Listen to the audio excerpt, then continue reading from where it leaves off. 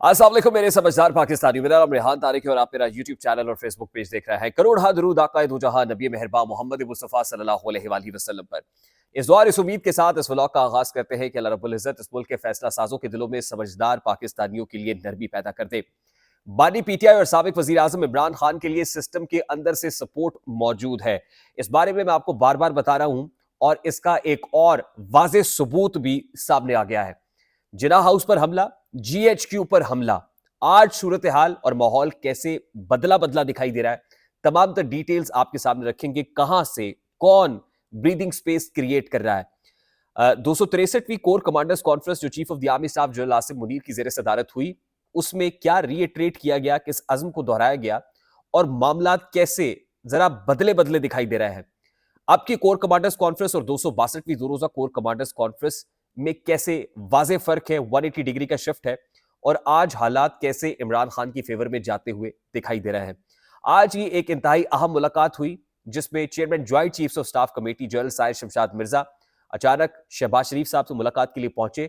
इस मुलाकात का एलामिया भी जारी हुआ, लेकिन इस मुलाकात के जेस्चर्स, इस मुलाकात की नॉन वर्बल कम्युनिकेशन क्या बता रही है?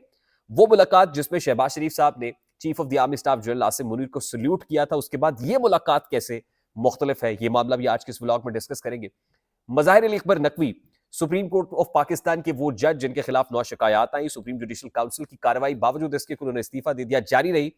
अब मज़ाहिर अली अकबर नकवी को मिसकंडक्ट का मुर्तकिब करार देकर ये एलामिया प्रेसिडेंट के पास, यानी समरी अल्टीमेटली सदर आरिफ अलवी के पास भेज दी गई है और सदर आरिफ अलवी के ईवान सदर में चंद घंटे बाकी रह गए हैं, यानी उल्टी गिनती शुरू हो गई है। जो तज़ीन और आयश का काम है ईवान सदर की मुकम्मल कर लिया गया है। कुछ जरूरी काम है सदर ममलिकत के जिन्हें उन्होंने निपटाना है और कल उनको एजाजी गार्ड ऑफ ऑनर पेश करके ईवान सदर से रुखसत कर दिया जाएगा। ये तमाम तर मामला आज के इस व्लॉग का हिस्सा होंगे, लेकिन उससे पहले मैं इंतहाई अदब से आपसे रिक्वेस्ट करता हूं कि अगर आपने हमारा चैनल सब्सक्राइब नहीं किया तो चैनल को सब्सक्राइब कर लें। अगर वीडियो पसंद आए तो लाइक और शेयर करना इसलिए मत भूलिएगा कि इससे हमारा मैसेज तक पहुंचता है और अगर बेल आइकन प्रेस करेंगे तो ऐसी बहुत सारी वीडियोस आपकी निगाह से गुजरती रहेंगी। अली अमीन गंडापुर जो चीफ मिनिस्टर केपी के हैं, उनके लिए आज ठंडी हवा का झोंका अदालत से आया है। उनके ऊपर जो बैन लगा हुआ था, जो इश्तिहारी एब्सकॉन्डर का मामला था, वो बिल्कुल क्लीन चिट अदालत ने दे दी है। आज ही पेशावर हाई कोर्ट से पाकिस्तान तहरीक इंसाफ के लिए खुशी की खबर यह आई कि स्टे मिल गया है मखसूस नशस्तों पर 13 मार्च तक। इसके अलावा रूपोश रहनुमा खैबर पख्तूनख्वा के अंदर अपनी जाय अमान ढूंढ रहे हैं। बहुत सारे और रूपोश रहनुमा अब जल्द ही मंजर आम पर आने वाले हैं। इतवार का रोज इस लिहाज से क्रूशल है कि बावजूद इसके कि रियासती जबर है, पाकिस्तान तहरीक इंसाफ बार बार सड़क गर्म कर रही है, प्रोटेस्ट कर रही है। इमरान खान तमाम रूपोश रहनुमाओं को रूपोशी खत्म करके मंजर आम पर आने का कह रहे हैं और आने वाले दिनों में आपको और लोग भी रूपोशी खत्म करके सामने आते हुए, मंजर आम पर आते हुए दिखाई देंगे। कुछ तो है, मैंने आपसे कहा था कि कोई तो है जो निजाम हस्ती चला रहा है, कोई तो है जो इमरान खान की एयानत और मावनत कर रहा है। कहीं ना कहीं से तो कोई सहूलतकारी मिल रही है और कहीं ना कहीं सिस्टम के अंदर गुंजाइश मौजूद है या फिर पैदा की जा रही है। Chief of the army staff general Asim Munir की जेर सदारत 263वीं कोर कमांडर्स कॉन्फ्रेंस के अंदर मैंने आपको बताया कि हुकूमत के कांधे पर रखे, यानी वजीर आजम ने यह कहा, उसको रेफर करते हुए कहा गया कि 9 मई के मुल्जिमान को आइन और कानून के तहत कटहरे में लाएंगे। अब मैं आपको बड़ी इंपॉर्टेंट डेवलपमेंट के बारे में बताने जा रहा हूं और यह है कि जिन्ना हाउस हमला केस के 33 मुल्जिमान को आज रिहाई मिल गई है।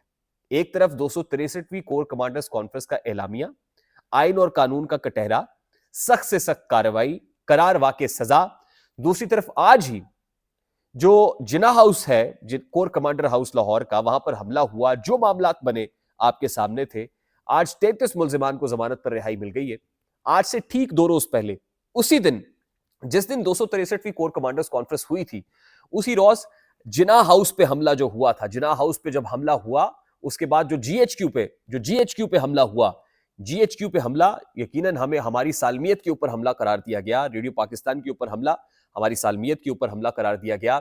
जो जहां जहां तंसीबात पे हमला हुआ, हमारी सालमियत पर हमला करार दिया गया और इस हवाले से पाक फौज ने जैसे रिस्पॉन्ड किया वो सब आपके सामने था। 263वीं कोर कमांडर्स कॉन्फ्रेंस में जो कुछ कहा गया वो आपके सामने है। लेकिन उसी रोज जीएचक्यू पर हमले केस के अंदर 9 मुल्जिमान को रिहाई मिल गई।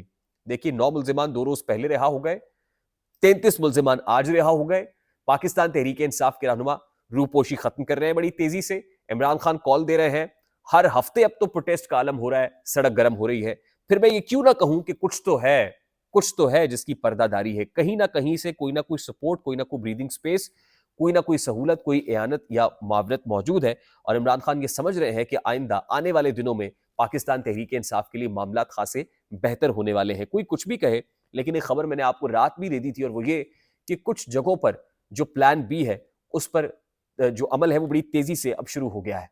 और उसमें इस हुकूमत की नाकामी की सूरत में कुछ लोग ऐसे हैं जिनको तैयार कर लिया गया है, उनको कैसे मैदान में उतारा जाएगा और पीपल्स पार्टी कैसे इफेक्टिवली यूटिलाइज हो जाएगी, ये खबर मैं आपको दे चुका हूं। मुझे आगे बढ़ना है। आज ही chairman joint chiefs of staff committee general Sahir Shamshad Mirza Wazir Azam house में शहबाज शरीफ साहब से मुलाकात के लिए पहुंचे। हमने देखा कि जिस वक्त chief of the army staff general Asim Munir मुलाकात के लिए पहुंचे थे, तो एक सल्यूट के जवाब में शहबाज शरीफ साहब ने बतौर प्राइम मिनिस्टर सल्यूट किया था। हाजी फरहतुल्लाह बाबर जो पाकिस्तान पीपल्स पार्टी के रहनुमा है, बड़े सीजन पॉलिटिशियन है, उन्होंने इस ट्वीट के जरिए से अपना रद्दमल दिया और उसको ह्यूमिलिएशन करार दिया कि वजीर आजम को जेब नहीं देता था कि वो जाके सल्यूट करते, और इससे कुछ जेस्चर बहुत अच्छा नहीं किया।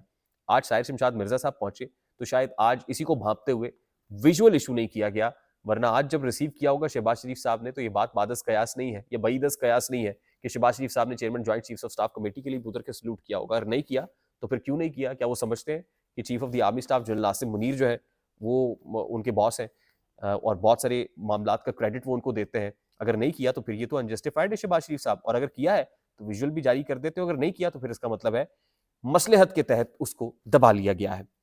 खैर, आज इस मुलाकात का एलामिया भी इशू किया गया और उस मुलाकात में बताया गया कि क्या आज़म है हुकूमत और फौज मामलात को किस तरह आगे लेकर चलेंगे, और फिर जाहिर है हमारी नजरियाती और जोग्राफियाई हदों के मुहाफिज भी अपनी जगह पर मौजूद हैं और खड़े हुए हैं, डटे हुए हैं।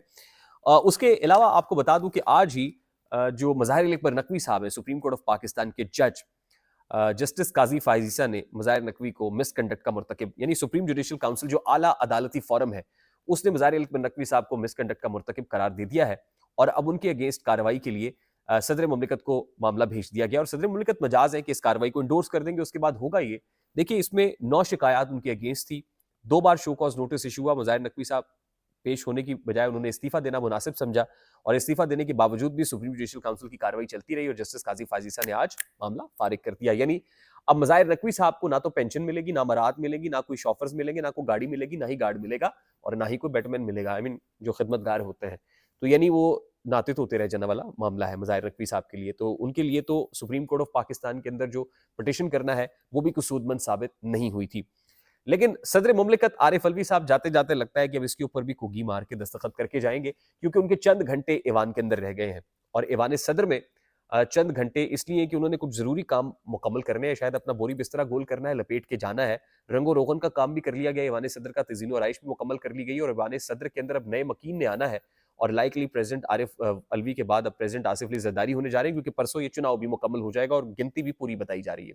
पीपल्स पार्टी पूरे तरीके से आईनी ओहदों पर भी विराजमान होने के लिए तैयार है और आने वाले हुकूमत की बिसात पलटने के लिए भी तैयार है। मैं बड़े बावसूख से और अपने सोर्स की बेसिस के ऊपर आपको ये बता रहा हूँ। आने वाले दिन इंतहाई क्रूशल होंगे, लेकिन आरिफ अलवी को याद रखा जाएगा, और जहां और बहुत से लोग याद रखेंगे, कॉन्स्टिट्यूशनल एक्सपर्ट्स याद रखेंगे, लेजिस्लेटर्स याद रखेंगे, वही तहरीक इंसाफ भी याद रखेगी कि सदर आरिफ अलवी ने हमें भी ट्रक की बत्ती के पीछे लगाया था। वो कहते रहे कि पार्डन कर देंगे, वो इमरान खान के लिए कुछ नहीं कर सके, वो इमरान खान के लिए कोई रास्ता नहीं बना सके, हत्ता कि कॉम्प्रोमाइज को एंगेजमेंट की सूरत भी इख्तियार नहीं कर सके। मेरी तो उनके बारे में ये राय है।